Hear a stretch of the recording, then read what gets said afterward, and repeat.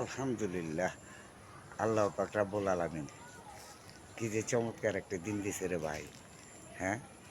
Video করতেও ভালো লাগে, সিনগুলা লইতেও ভালো লাগে। এই আসমান জমিন নিয়া দেখছেন?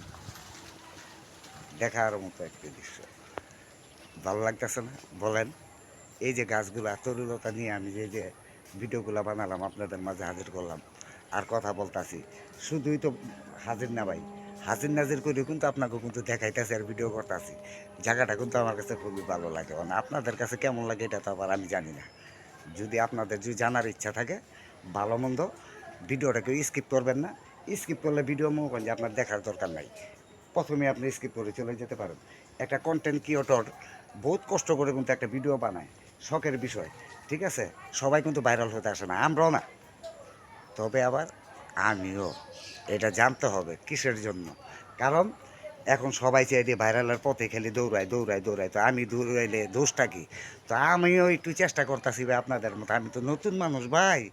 তো আমার একটু দেখেন ভাই, আমার না একেবারে মনে যে খুব ভাইরাল হওয়ার খুব শখ ছিল ভাই। কিসের জন্য জানেন?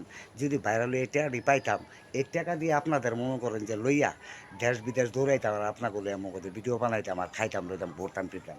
এটাই তো আনন্দ ভাই। কিসের জন্য? ফেসবুকে কি ভাই কোটি কোটি টাকা লই আসে? শখের বিষয়। যেমন আমি শখে একটা ভিডিও যদি ভাইরাল হয়ে যায়, তাহলে বোঝেন না ভিডিওটা আমার খুব চমৎকার লাগবে। যদি ভিডিওটা ভালো লাগে অবশ্যই লাইক কমেন্ট শেয়ার করে আমার পাশে থাকবেন। শেয়ার যদি নাও করেন, ভিডিও না দেখেন, কিন্তু ভিডিওটা স্কিপ করে চলে যাবেন একবারে। আর যদি একটু ক্লিক করেন ভাই, ভিডিওটা সম্পূর্ণ দেখার চেষ্টা করবেন। কেন? ভিডিওটার ভিতরে কী কইলো একটা কন্টেন্ট ক্রিয়েটর, কিসের জন্য ভিডিওটা বানাইলো? খালি কি লাইক কমেন্ট শেয়ারের জন্য আইসে?